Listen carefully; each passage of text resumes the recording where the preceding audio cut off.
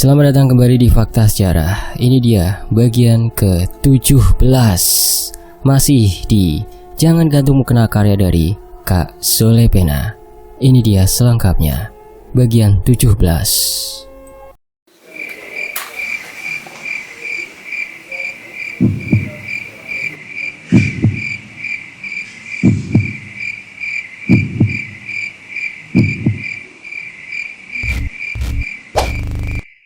Aku melanjutkan kisahku, kisah yang sudah lama, tapi masih berada di halaman pertama ingatanku, menemani bayangku, kekuatanku, nekatku, dan mimpiku. Aku akan terus berada di rumah ini bersama Eyang. Kala itu rintangan silih berganti datang. Jika ada yang mencari-cari di mana letak inti segala masalahku, jangan cari itu di hari ini, karena semuanya seperti slide video yang berulang-ulang kali terulang. Teror yang sebenarnya baru dimulai. Menghadapi situasi ini membuat tubuhku benar-benar di ujung pasrah. Aku menangis kencang menyebut ayahku agar datang menjemputku, seolah semua orang tak ada yang datang melihatku. "Mel, dia ada di depanmu. Istighfar, Mel." "Bang Owar," suara lelaki itu terdengar entah dari mana. Aku menoleh ke anak tangga di mana Eyang masih berdiri bersama wajah-wajah baru lainnya. Ku cari keberadaan Bang Owar, tetapi tak ada. Sontak ku arahkan tubuhku kembali ingin berlari dengan sekuat tenaga. Saat itulah nadiku berhenti berdetak. Sosok pocong sudah berdiri tak berjarak dari wajahku. Mungkin tak ada yang bisa melukiskan bagaimana aku menghadapi situasi terumit di detik berikutnya. Saat aku dibius bau bangkai dari sekujur tubuhnya, kafan yang sangat amis, belatung, juga kaki seribu seperti ikut bergelantungan di sudut wajahku. Aku mengerang. Aku meneriaki semua orang agar datang menolongku. Malam ini bukan hanya psikisku yang runtuh. Aku merasa seolah aku tidak lagi berada dalam batas kewarasan. Yang aku lihat hanyalah kegelapan, tidak lagi menjumpai cahaya. Juga suara samar-samar Bang Owar menyebut namaku perlahan dan hilang. "Mel, sadar!" Aroma harum dari air minyak perhutani membiusku dari atas. Pelita di ujung ruang sudah cukup 3. Aku sudah berada di tengah rengkuhan Eyang. Aku singkap sehelai kain yang menutupi dadaku. Udara dingin menyusup ke antara mata kakiku. "Neng, alhamdulillah kamu sudah sadar." "Imel kenapa, Yang?" Lagi-lagi aku terkesiap ketika aku menatap wajah Bang Owar dan Paman Tuwuh. Mereka duduk seperti orang mengelilingi makanan. Mereka diam, matanya sudah sedikit bengkak. "Semaput, Neng." Edian, sampai si Ocan ngamuk pulang. Mana ada pocong lagi.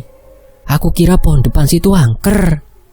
Bibirku kelus ketika lelaki itu membuatku terdiam. Aku mengingat-ingat kembali apa yang sudah aku alami. Eyang, sapu ijo, juga gempa masih merekat jelas dalam ingatanku, dan aku tidak merasa sedang bermimpi. "Ayo pulang, Mel, pulang."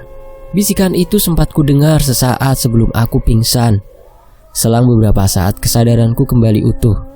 Tercekat rasanya saat embun dari rumput halaman tadi menyentuh permukaan kulitku. Dingin, semakin dingin ketika Paman membacakan ayat kursi di telingaku. Aku menyapu sekali lagi. Ku tatap Eyang. Eyang sedang membantuku kembali ke kursi panjang dengan kacamata bertengger pada pangkal hidungnya. Bang Owar juga ada di belakang. Ia tampak jelas khawatir. Di tengah cahaya pelita aku dipapa oleh Paman. Namun hal yang membuatku terkejut adalah saat Eyang menyampaikan apa yang sebenarnya terjadi beberapa detik lalu. Eyang bilang tidak pernah merasakan goncangan di sini. Bang Owar juga bilang tidak merasakan apa-apa di dalam rumah. Paman dan aku hanya berhalusinasi. Padahal sapu ijuk milik Eyang jelas terjatuh. Sapu itu jauh jaraknya dari posisi semula, persis seperti di dalam halusinasiku tadi. "Lampunya ini yang rusak, disambar angin. Sudah ya, kamu istirahat saja," Eyang menyarankan. Beliau memeriksa pot bunganya setelah aku menjelaskan apa yang sudah terjadi. Sama seperti biasa, Eyang menganggap kami sedang kelelahan. "Kalian tidur duluan. Eyang mau sholat saja, mumpung sudah dibangunkan," Eyang, tadi kita memang lihat rumah ini goyang. Email lari karena disuruh paman lari. Terus panik manggil Eyang ke dalam. Lirihku. Kutandaskan wedang jahe sisa suguhan Eyang. Lalu duduk sembari memperbaiki perasaan. Saat aku melirik, semua pasang mata memandangku. Penuh gurata tanda tanya, termasuk Bang Owar. Bang Owar terlihat sedang mengintimidasi dari jauh. Bukan melayangkan tanya, tapi menilai ucapanku. Aku hanya membalasnya dengan wajah ketakutan. Mau bagaimanapun, lelaki itu harus aku buat percaya. Dia satu-satunya yang sering melihat keanehan ini denganku. Sementara itu, paman turut mengiyakan. Tadi ia betul menyuruhku lari sebelum masuk. Tadi, saat melihatmu seperti kesetanan, eyangmu menyuruhmu berhenti. Kamu malah nengok ketakutan, tapi balik menjauh. Begitu ia membeberkan. Aku merasa kesal, tidak bisa berkata apa-apa. Minum dulu. Eyang menyodorkan tangannya dengan gesit. Eyang menyentuhku dan aku menepisnya. Aku tatap sekali lagi wajahnya dengan hati ragu, dengan mata nanar. Kamu jangan mudah dihasut, Neng. Semua orang menatapku heran. Aku sedikit menjauh. Lalu aku bilang kalau Eyang punya banyak wajah. Apakah Eyang memang suka seperti itu? Dia berdiri jajar di teras. Email bersumpah tidak lagi berhalusinasi. Tanganku segera menyapu dada. Kuusap dengan tenang. Di dalamnya masih berdetak kencang. Sesak meredam. Sangat kencang seolah aku masih berada dalam situasi mencekam itu. Senderan dulu. Eyang buatkan obat. Semua orang tidak tidur karena kamu pingsan di luar. Tutur Eyang dengan nada tegas. Aku sontak menyesali perbuatanku. Kulirik Bang Owar di tempatnya. Dia sudah istirahat sembari menyandarkan badan di kursi. Aku tidak tahu apa yang terjadi. Hanya mengerti jika ternyata aku sedang berhalusinasi lagi. Eyangku tidak mungkin menjadi orang lain. Orang lain pun tidak akan mungkin menjadi seperti Eyang. Tapi, bagaimana bisa aku selalu melihat Eyang menggandakan diri? Bagaimana bisa? Paman Tuwoh terlihat membereskan beberapa benda berserakan. Jadikan minyak, pinang, ceret, dan kain yang basah. Benda itu ia olah jadi penangkal magis. Sebelum meninggalkanku ke dalam, Eyang berbisik pada paman agar tetap di Siliwangi pagi ini. Dia tidak diizinkan pergi meninggalkan rumah karena Eyang minta dibantu membongkar kamar kakung. Di sisi lain, Siliwangi di awal musim kemarau panjang. Pagi perlahan menerbitkan surya. Silau sekali, cahaya masuk hingga menembus kaca lemari. Lorong sempit juga terkena, sampai menuju dapur rumah. Aku bergegas membersihkan kamarku, sebelum Eyang menyuruhku ke samping sekolah TK. Setiap tahun memang rutin Eyang ke sana. Biasanya beliau membawa beras ketan yang sudah digiling halus, gula, kelapa parut yang sudah disangrai, dan tumbukan daun pandan. Bahan yang kurang akan ditambahkan oleh si pembuat. Nduk Palimin. Sapaan si pembuat. Kali ini aku menggantikan Eyang pergi karena ia sibuk di kamar kakung. Aku disambut rombongan pesinden saat memasuki area pengelola sagon kelapa. Kue sagon, kue yang aku suruh buat.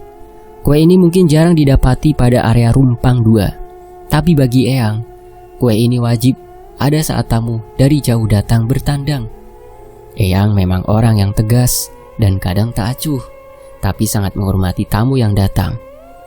Jenengan kalau nembang mesti pakai suara lantang, biar medu rasanya, merdu, goda seseorang gadis pada kawannya. Ah, akeh sing weruh, isin. Bisik si kawan lantas tertawa cekikikan, disusul yang lain. Aku yang berjalan sejajar merasa paling jelek, karena mereka begitu berperangai anggun dan cantik. Separuh dari mereka tiba-tiba saja melirikku. Aku tidak tahu apa yang mereka sedang tertawakan atau sedih melihat penampilanku yang aut-autan membawa barang banyak di atas kepala. Mungkin karena polesan riasan di wajahku cukup tebal, jadi membuatku sulit membaca sikapnya. Karena terganggu, akhirnya aku melewati rombongan gadis itu. Kuseruduk jalanan sempit hingga sampai pada sebuah rumah dengan bunga bertebaran di mana-mana. Rupanya ada Tedak Sinten di sana. Gadis-gadis penyinden tadi akan meramaikan acara ini, Tedak Sinten. Dan hal itu membuatku semakin malu. Kenapa yang menyuruhku pagi-pagi seperti ini ke rumah orang yang sedang melakukan hajatan, meskipun hanya Tedak Sinten. Di tempat ini acara seperti ini dinilai sebagai acara resmi dan harus ramai. Neng gelis, gawa barang akeh, barang bawaanmu banyak. Oh, ini bukan sanjungan Bu De, iki email. Mau cari sinduk paliman, jawabku sembari menengok jauh ke belakang, mencari keberadaan si pembuat kue. Tapi ragu melihat ke kiri kanan, karena di sebelahku banyak orang. Oh, sinduk bogel, lagi ngaduk daging. Masuk dulu Neng, tak panggil yo. Nje Bu De. Dulu rantang susun masih jarang dijual. Tempat kue yang nanti jadi itu akan aku simpan di sebuah wadah besar, lalu kusekatkan pada kain segi 4. Kemudian aku ikat sebelum pulang. Sore kembali berseteru dengan senja. Ufuk barat sudah jadi pelabuhannya. Aku mengisi bangku kosong yang ada di pojokan, sementara semua orang sibuk saling melayani satu sama lain. Banyak yang sudah pulang sembari menggendong anak di pinggang. Ada pula yang masih asyik mendengar si pesinden sembari berjongkok rapi di halaman. Aku dari awal hanya bisa memperhatikan, diam, menekuk wajah, atau menengok ke belakang karena proses pembuatan kue ternyata cukup lama. Beberapa lelaki sebayaku yang berada di atas panggung pendek sekali menggoda bersuit. Mereka sepertinya kawan pesinden tadi. Rombongannya banyak, bersetelan necis dengan celana modelan cutbray, dipasangkan Osella. Kaos Osella nih. Sini Neng, gabung karo kita penyanyi. Kayaknya malu dia, canda yang satu. Yo, yen sampean isin, kalau malu gitu, kelihatan tambah cantik loh, sambungnya dengan gelegar tawarnya. Aku hanya menahan malu saat itu. Hampir saja pulang tanpa menunggu kue pesanan Eyang, karena rasa gugupku mulai kumat. Aku segera menepi. Kuberanikan diri agar menyusul Ndok Paliman ke belakang rumah. Sampai di kedai itu, kue Eyang sudah hampir selesai dibungkus. Beliau mengajakku masuk sambil berbicara. Aku tidak begitu fokus mendengar apa yang sedang ia bincangkan bersama seorang perempuan seusiaku. Aku hanya mendengar tentang sebuah benda sakral. Berapa Mbak? Tanyaku. Nggak usah bayar Neng. Loh kok gitu Mbak? Eyang nyuruh email ngasih uang, nanti dimarahin. Wanita itu sudah menyusun kembali alat pemanggangnya. Namun samar-samar aku kembali mendengar mereka sedang membicarakan sebuah kejadian. Nggak usah Neng, mbahmu kan sudah langganan. Kami habis dapat tips lebih dari pelanggan, jadi mau nyumbang tenaga saja buatmu. Dia menunjukkan giginya yang rapi, tersenyum, lantas menyuruhku masuk sebentar karena plastik kue kurang. Akhirnya aku manut dan mengucapkan banyak terima kasih. Kefokusanku berkurang saat aku mendengar sebuah cerita baru dari percakapannya dengan perempuan tadi. Dia mengatakan, ada beberapa orang yang kebal dari segala rupa hal buruk, seperti santet, tenung, teluh, apabila ia memiliki penangkal khusus dalam tubuh. Penangkalnya seperti benang ruwet yang dililitkan ke perut, atau ke pergelangan tangan. Puhul namanya. Tak tahu di era modern, penangkal itu akan berubah identitas seiring waktu. Aku waktu itu iseng nyeletuk. Kalau mengusir pocong dari rumah, caranya gimana ya Mbak? Tak kusangka mereka terdiam, seperti memintaku mengulang pertanyaan yang sama. Pocong? Ngendi? Pocongnya di rumah orang, jawabku berbohong. Oh alah Neng, tak kira ada di mana. Ojo ngawur, maksudmu pocong jadi-jadian? Setelah tertawa lepas, disusul oleh cerita lucu dari kawannya, ia tidak memberiku jawaban. Wanita itu bilang, kalau aku pasti suka melayat orang meninggal, makanya mengandai-andai sudah melihat bentuk pocong. Ya sudah, aku permisi dulu ya Mbak. Matur nuwun sangat Neng email, imbuhnya. Kami pun akhirnya berpisah. Ceritanya juga berakhir tanpa salam penutup. Aku berharap suatu saat aku bisa bertemu mereka kembali dengan cerita yang benar-benar telah terjadi di rumah Eyang. Ternyata sudah mulai gelap. Cepat-cepat aku meninggalkan lorong. Rona merah di langit sudah berubah gelap. Aku menghabiskan waktu panjang di tempat orang. Kue yang aku bawa juga berat. Sepertinya Eyang akan membuat pesta kue sagon malam nanti. Aku pikir kepulanganku saat itu bisa menjadi awal yang baik dengan dibongkarnya sebuah kamar tua, kamar kakung di antara 10 ruang di rumah Eyang. Ternyata salah besar. Aku pulang menemukan hal baru yang semakin janggal dari sosok Eyang. Aku pulang dengan hati berseri-seri. Eyang aku bawakan kue, paman aku bawakan bekal oleh-oleh untuk besok. Tapi kenapa rumah ini terasa kosong? Sangat sepi, terlihat lengang dengan lampu pelita yang masih belum dinyalakan. Seketika ini menjadi sebuah firasat buruk untukku. Jangan sampai pintu utama di belakang itu terkunci sendiri, lalu aku terjebak di sini tanpa Eyang. Aku mundur dengan tubuh tegak dan menegang. Tiba-tiba dari lorong dapur muncul seorang wanita. Ia berjalan menuju kamar Eyang. Aku tak kuasa berdiri tegak. Aliran darah di tungkai lututku seolah berhenti bekerja. Ia menoleh ke arahku dengan gusi terekspos lebar. Hal yang membuatku terbawa arus dalam ketakutan jangka panjang ketika wanita itu mengucapkan sebuah kalimat. Teko kene lan deleng watri ndendonga. Eyang. Langkahku perlahan maju. Entah apa yang sudah terjadi sejak aku meninggalkan rumah kurang dari 24 jam lalu. Aku terus melangkah pelan ke arahnya karena ia memanggilku setengah berbisik. Dengar suara itu. Suara Eyang seperti gendang yang terpantul di sudut-sudut ruang kosong. Kemari dan lihat Watri berdoa. Ngomong apa toh Yang? Watri siapa? Tanggapku segera. Aku terus menjawab bisikan Eyang. Sementara langkahku terasa ragu membelah ruang. Krek! Allahu Akbar! Benar ada wanita di dalam kamarku, seperti yang dikatakan Eyang. Sosok itu tengah mengangkat kedua tangannya sembari mengumandangkan takbiratul ihram. Besar suaranya. Tubuhnya pun sangat mirip dengan Eyangku. Sontak rasanya tungkai lututku jatuh.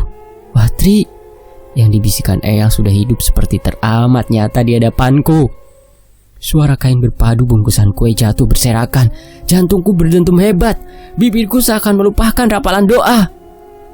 Kamu yang membunuh adikku? Tidak usah beribadah kau berdebah. Bukan manusia.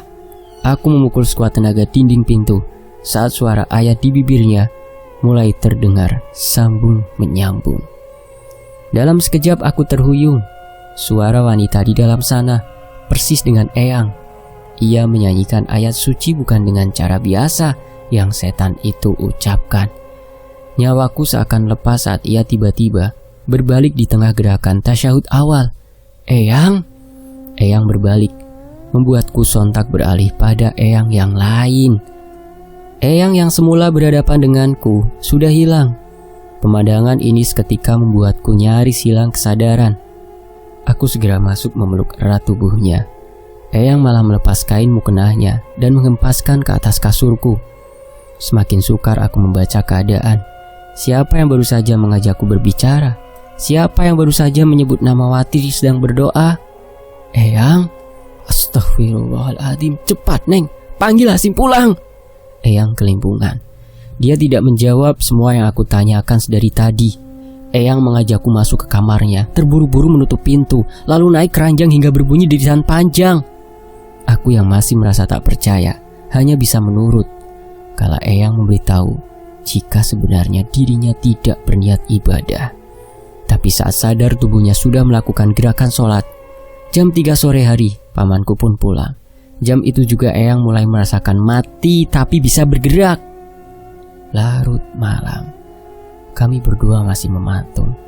Bergerak tidak mau, apalagi mengisi perut yang kosong.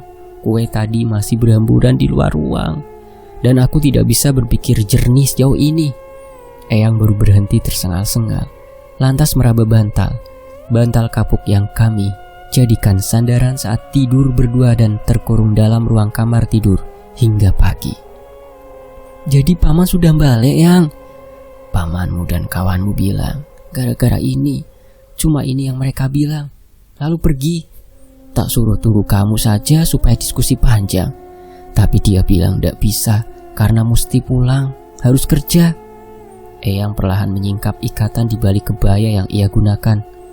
Eyangku selalu memakai kebaya tak resmi, modelan kebaya yang bisa dipakai sehari-hari. perempuan parubaya di desa ini. Wajahnya yang sayu berubah sendu. Dia memperlihatkan aku sebuah benda yang selama ini aku tak tahu dan tidak pernah temukan sama sekali. Benda ini yang dimaksud mereka sebagai bahan utama pembuatan tasbih di zaman kakung. Baru kali ini aku melihatnya langsung. Kemarin hanya mendengar namanya saja. Iki opo yang? Rupanya kakungmu ngasih ini. Besar tersirat maksudnya. Dulu yang tidak ngerti. Ini ternyata penangkal. Kamu pakai saja, Neng. Eyang malam itu memberikan benda yang mirip seperti genitri, hanya berwarna merah pekat. Beda dengan yang diceritakannya padaku saat itu. Tapi Eyang bilang ini genitri lapuk. Usianya sudah ratusan tahun. Gunanya opo yang? Email takut. Eyang sering tak sadar diri karena sering lepas ini seperti tadi, Neng. Putusnya obrolan singkat kami ditandai suara bising dari arah pintu utama. Eyang memotong ucapan, sedangkan aku beringsut ke dinding. Takut, tertekan, bercampur jadi satu. Aku mengingat saat tadi datang ke rumah, wanita yang kukira Eyang memanggilku dengan bahasa Jawa kental. Lain saat Eyang asli mengajakku berbicara. Dia menyebut dirinya Watri. Dia menyebut dirinya sedang berdoa. Apakah wanita itu memang bernama Watri? Email tidak berhalusinasi, Eyang. Tadi memang dia berdiri membisikkan sesuatu dengan nama Watri. Demi Tuhan, dia sudah terlihat seperti Eyang. Watri itu memang pocong. Kawanmu yang bilang, Neng. Tegas Eyang. Bang Owar? Dia bilang, Watri perempuan tua seperti Eyang. Dia lihat ini karena tak sengaja Eyang jatuhkan waktu lari dari dapur. Watri takut dengan ini. Tapi dia ada dimanapun benda ini dipasang. Akan buruk kalau dia terus datang seperti ini. Eyang tak tahu apa maksud kawanmu, Neng. Dia bilang akan mencari tahu. Aku kembali memegang benda peninggalan kakungku. Wangi kapur bercampur kayu manis. Sementara itu, Eyang terus menajamkan pendengaran ke arah pintu. Jangan sampai ada yang datang di saat kami tidak siap melihat wajahnya kembali. Terdengar suara ketukan, tapi kami diam tak bergerak. Kami terus terdiam saat ketukan ketujuh.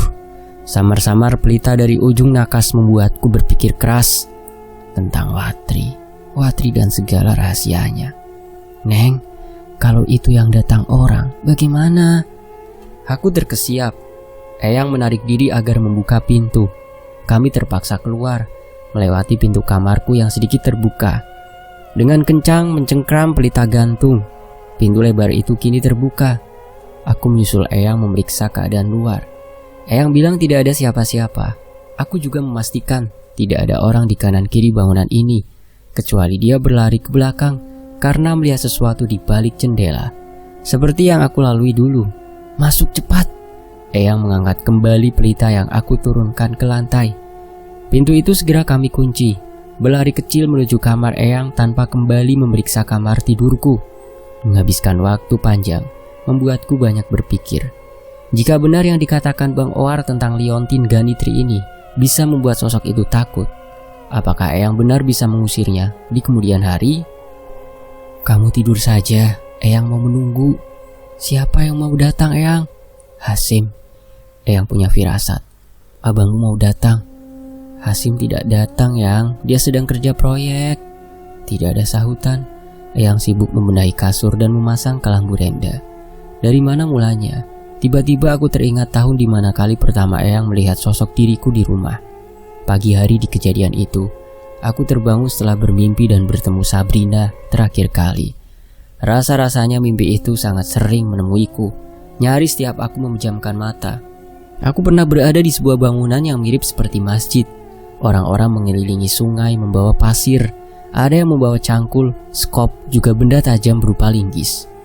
Wanita dan anak-anak berkeliaran seperti mengadakan pesta.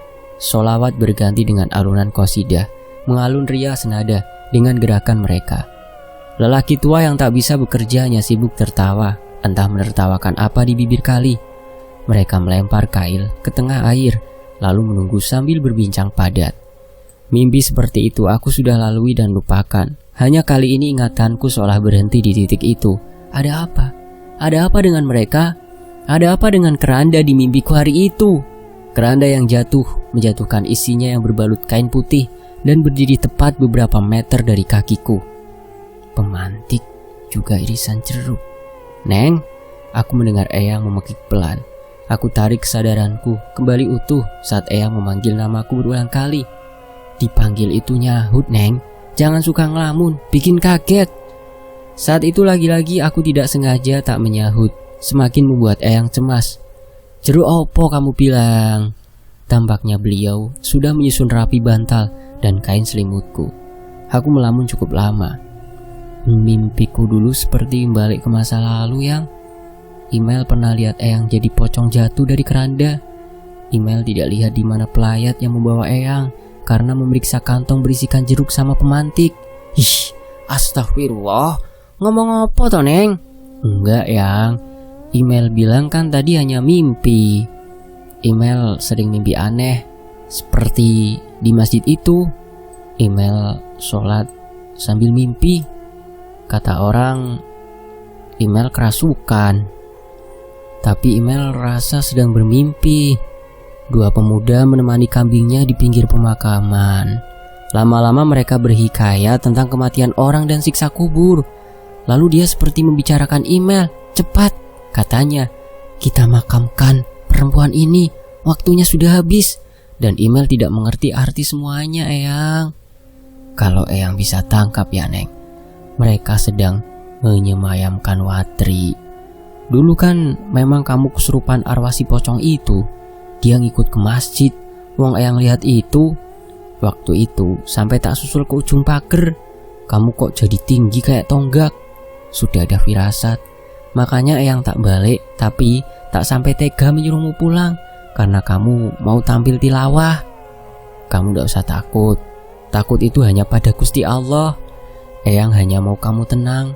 Pakai baik-baik yang kakumu kasih. Jangan sampai hilang ya, Neng." Lama kami menukar rencana untuk besok. Eyang tiba-tiba berpesan, "Kalau sampai waktunya datang, Eyang mau mati di Tanah Ranjau, Neng." Tanah Ranjau adalah nama kampung ayahku sewaktu kecil. Rumah kami tidak berdiri di sana. Tanah sepetak yang dijadikan rumah kecil ayahku juga dijual jauh sebelum keduanya meninggal. Mereka pindah ke rumah kami yang saat ini ditempati oleh Tante Mita. Jika sudah kosong dan tak punya wewenang berada di Tanah Ranjau, untuk apa yang ingin ke sana? Email sungguh tidak suka yang bicara seperti itu. Eyang banyak bercerita tentang Tanah Ranjau setelah aku menanggapi. Dia bahkan mengatakan jika ingin dikuburkan di samping nisan batu gunung yang bernamakan Tasmirah As-Sababah, nenek dari almarhum kakungku. Beliau ikut membusungkan dada di awal perang Nusantara melawan bala tentara Jepang. Setelah aku diberikan wejangan panjang, Eyang buru-buru menyuruhku tidur. Di sepanjang malam Eyang terdengar membaca ayat, hingga aku lupa dengan doa apa Eyang menutup sholatnya. Keesokan harinya, setelah itu Eyang lebih sering menghabiskan waktunya di kamar. Aku bahkan sengaja menyuruhnya agar menemaniku ke sumur belakang, tapi Eyang bilang masih ingin melanjutkan bacaan. Tadi subuh, Eyang sekali berbicara denganku agar aku memeriksa surat. Bang Oar ternyata menulis pesan sebelum pergi. Kemarin dia menunggu lama. Isi suratnya juga bilang agar aku tidak perlu menyusulnya ke Deman Loak. Dia akan berangkat hari ini. Sebenarnya aku sedikit tak setuju dengannya, tapi di akhir tulisannya menyebutkan Bang Oar akan kembali secepat mungkin ke Siliwangi. Itu pun jika ia sudah melihat rupa Bibi Elijah. Di barisan terakhir membuat aku seketika tercekat dan terkunci dalam tanya. Tulisannya sedikit berantakan dibanding paragraf awal sampai ke tengah, seperti orang yang sedang diburu atau terburu-buru. Begini tulisannya, "Kalau tidak sesuai kehendak Allah dan rencana, pengasuh rumah ini tidak saya temukan di Deman Loak, berarti dia memang pelaku dari semua teror yang ada. Wangi tubuhnya sama dengan sebuah koper berisikan ratusan kain mukena di kamar kakungmu." Astagfirullah. Kita kembali pada malam ketika aku mulai terbiasa memegang alat dapur dan mengenal bumbu masakan. Tanpa arahan Eyang hanya duduk di kamar. Sepanjang hari hanya termenung menenun kain. Bibirnya saja yang tak berhenti menyuruhku mengerjakan pekerjaan rumah. Biasanya beliau tak suka berlama-lama seperti itu.